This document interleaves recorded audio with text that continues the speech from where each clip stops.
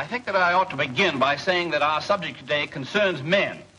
But that does not necessarily mean that the ladies will have to leave the room.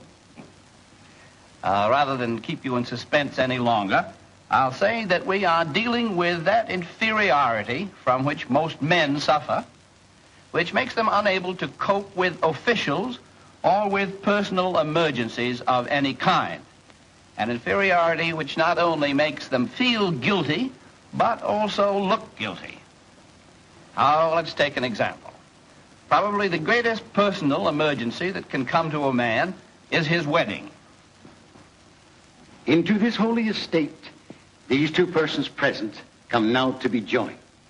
If any man can show just cause why they may not be lawfully joined together, let him now speak, or else hereafter forever hold his peace. Now, this man really has nothing to fear, but his sense of inferiority makes him feel and look guilty. Well, here's a case where the man is afraid to ask questions of an official. He's afraid of making himself look silly, when as a matter of fact, he couldn't look any sillier than he does. Joe, why don't you ask that man what track it goes on? Just a minute. It'll tell here. Well, ask him. That's what he's there for. It'll tell here somewhere. Why are you so afraid to ask questions? Go ahead and ask him. You know if the train from Pittsburgh is on time. You'll find that on the information board. Thank you. See? He doesn't know any more than we do. What track does a 317 for Springfield leave on, please? Track 18, ma'am. Thank you. You see, he just couldn't overcome his inferiority. It need not be an official who throws inferiority into the average man. A tailor can do it just as well. Morning, sir. Morning. I'd like to have a blue suit made, please. Certainly, sir. Would you mind slipping off your coat?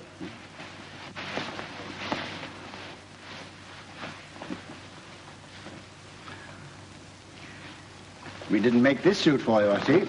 No, I had to buy it ready-made in a little town in Nevada. I gathered as much. You usually wear braces, don't you, sir? I beg your pardon? I say you usually wear suspenders. Oh, yes. I just happen to have this belt on today. I don't know. 24 and a half. 24 and a half. 9 3/4. 9 3/4. 13 1/4. 13 1/4. You don't usually wear your sleeves rolled up, do you? No, I wear them down here all the time. I don't know. 24 1/4. 24 1/4.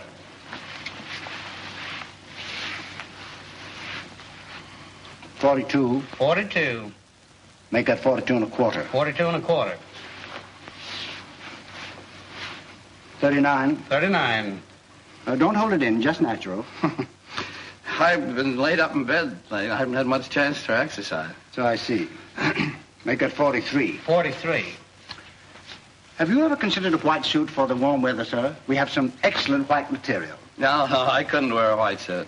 Well, as a matter of fact, we are not making the blue suits this season. You see, the blue suits come in the cheaper models.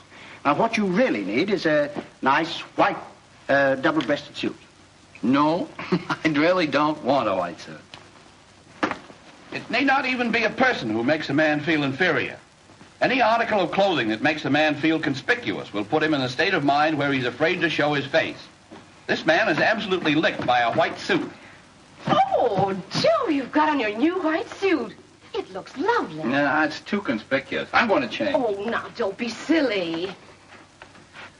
Well, look, it's going to rain anyway. Oh, it isn't going to rain. It's a beautiful day. Now, you go on downtown and show them how handsome you look.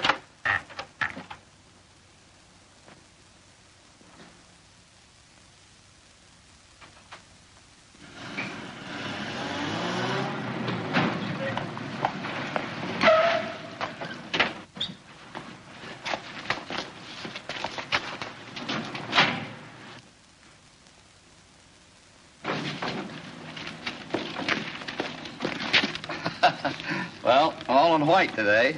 What did you say? I thought I'd put on my white suit today. Oh, yeah. Yeah, that's right. Well, good luck to you.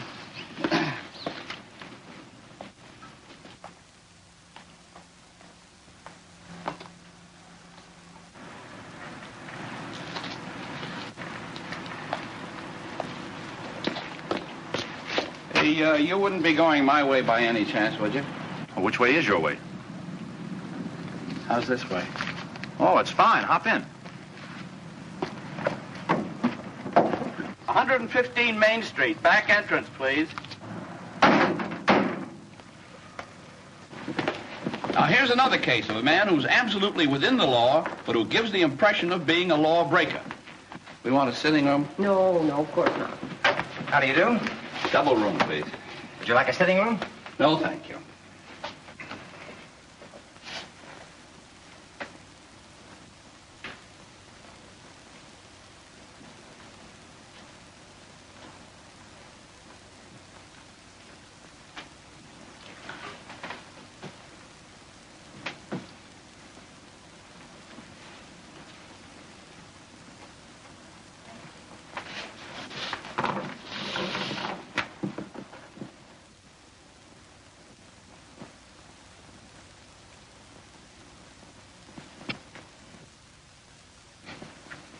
Just a double room and bath, you said, Mr. Doakes?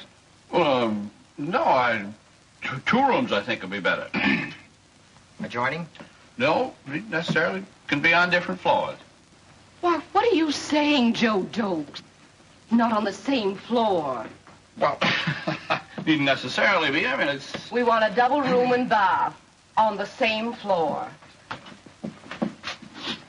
Front?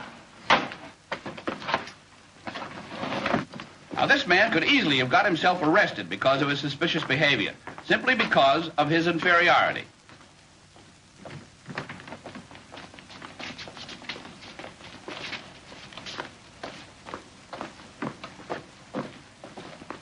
In dealing with bank officials, the average man also makes himself feel and look like a crook and immediately becomes an object of suspicion. All that this man wants to do is cash a check in a new bank. Would you please cash this check for me?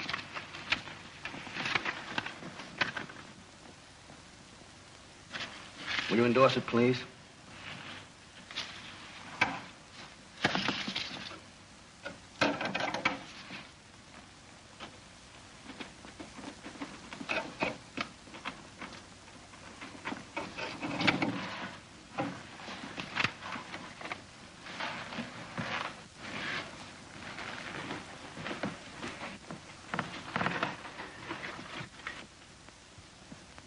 Would you mind putting your address just under your signature on the back, please?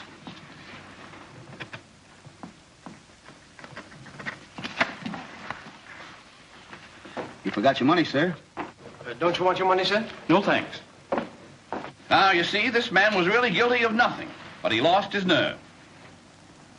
And so we see that in order to overcome this guilty feeling, this consciousness of inferiority, it is necessary to have a very definite personal pride, coupled with the assurance that you are in the right, and above all, the ability to deal with others, not only as if you were their equal, but without offense, their superior. Well, I guess I'm in the way here. Good night.